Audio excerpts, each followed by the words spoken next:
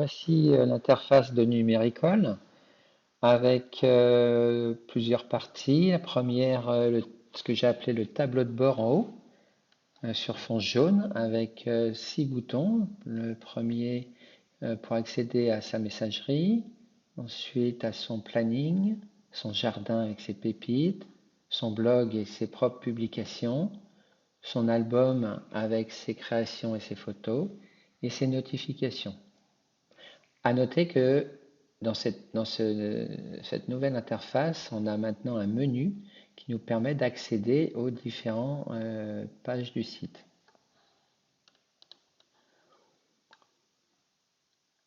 Donc là, dans cette nouvelle interface, on a mis l'agenda bien plus accessible. Donc ici, en cliquant sur un jour, on peut ajouter une information sur son agenda personnel. Et en survolant les jours qui sont soulignés, on peut voir ce qui est déjà inscrit dans l'agenda. À noter qu'on peut voir les informations de son agenda personnel, qu'on peut renseigner, comme je vous disais, en cliquant sur le jour. Par exemple, c'est tout simple, hein, voilà.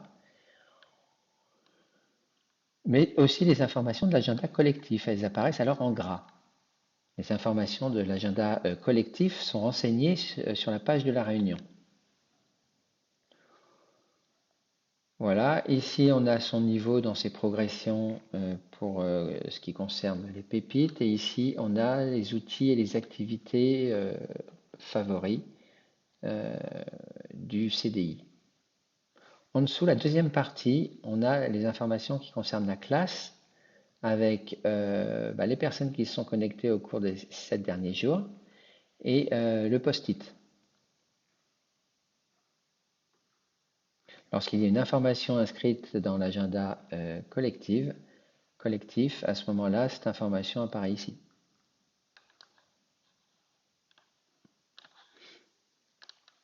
Deux autres boutons. Donc le bouton pour accéder à la réunion, il est ici. Ici, ça c'est le bouton pour accéder à la page des pépites et des arbustes. Et ça, ces deux boutons sont réservés aux responsables de la classe. Et en dessous, on a accès au mur avec ces différentes publications, comme avant. Donc c'est ici qu'on peut sélectionner soit notre mur, le mur de la classe, soit le mur des écoles, c'est celui qui est partagé avec toutes les écoles du réseau Arbuste, soit le mur des profs, ça c'est quand on est responsable de la classe. On peut sélectionner le mur qui est partagé avec les parents ou avec une autre classe amie. Voilà, dernière chose que je vais vous présenter ici, c'est la petite loupe là qui nous permet de faire des recherches pour retrouver des publications existantes. Par exemple, je vais rechercher les productions qui ont été sélectionnées au CDI et qui concernent uniquement les exposés. Voilà, je lance la recherche. Et voilà.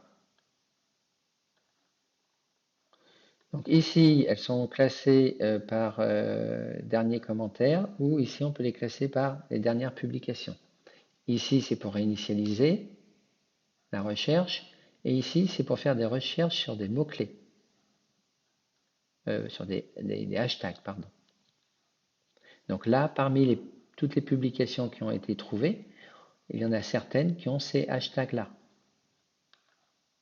Donc si je clique par exemple sur l'hashtag musique, voilà, je vais avoir donc les exposés dans lesquels on retrouve le hashtag musique.